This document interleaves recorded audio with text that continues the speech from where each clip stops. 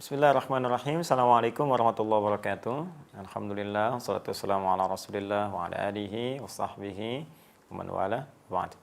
Teman-teman, insyaallah hari ini kita teruskan menjawab pertanyaan-pertanyaan antum. Ustaz, apa perbedaan zakat, infak, dan sedekah?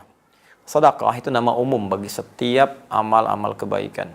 Amal soleh nama umumnya sedekah. Ya, dalam fikih kullu ma'rufin sedekah, setiap baik-baik yang baik-baik dipraktikkan sedekah.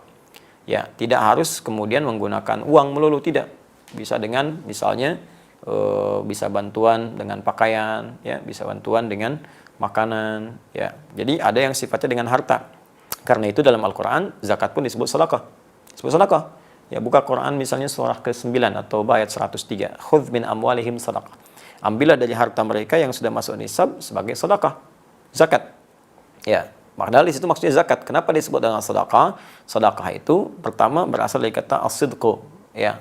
Kemudian beralih menjadi kata tasdik, sesuatu yang benar dan membenarkan. Jadi bukti pembenaran iman seseorang, dia mau mengamalkan imannya, membantu dia beramal soleh. Mengamalkan perintah Allah adalah pembuktian dari iman. Karena itu ketika dia membuat kemudian keputusan untuk berzakat, artinya dia membenarkan imannya, karena Allah perintahkan zakat. Misal Allah perintahkan di Al-Baqarah ayat ke-43, wa aqimus shalah wa atuz zakah.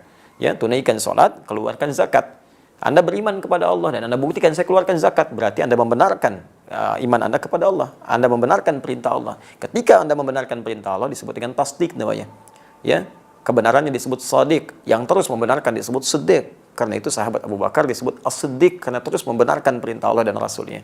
Nah, zakat disebut dengan sedekah salah satunya karena itu pembuktian keimanan kita kepada Allah. Ya. Kemudian teman-teman sekalian, infak disebut sedekah. Quran surah kedua Al-Baqarah ayat 264, ya paling kiri sebelah bawah. Ya ayyuhalladzina amanu la tubtilu shadaqatikum bil manni wal adza kalladzi yunfiqu malahu riya'an nas.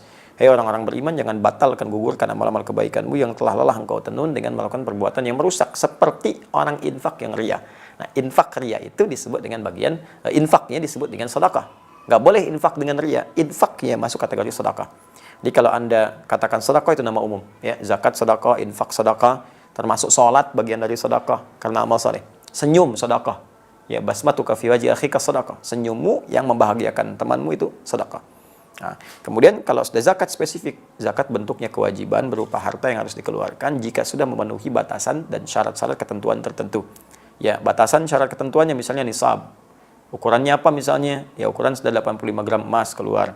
Ya, di zakat tanaman lain lagi.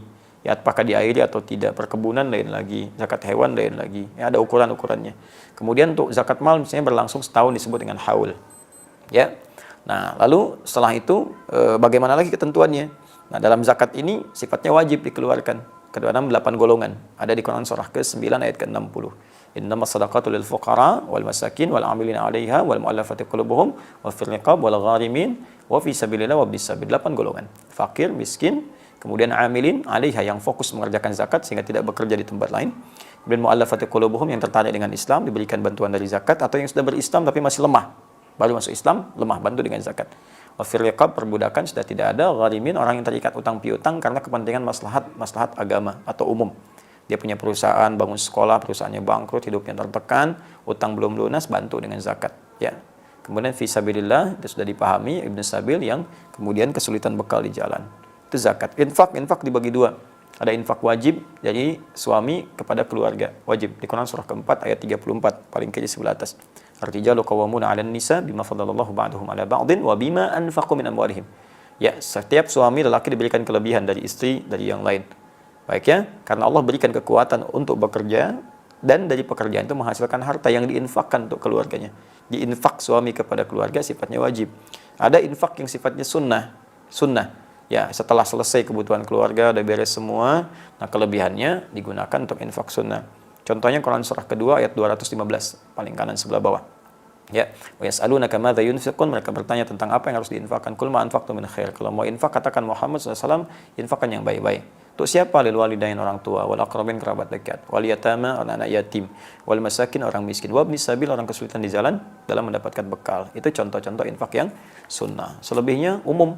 Ya, umum infak-infak misalnya untuk infak ke masjid, infak untuk yang sifatnya Anda ingin berikan, ya boleh.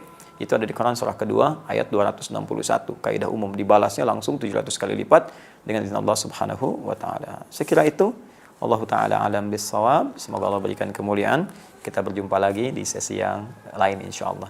Subhanakallahumma wa bihamdika asyhadu an la ilaha illa anta astaghfiruka wa atubu ilaik. Assalamualaikum warahmatullahi wabarakatuh.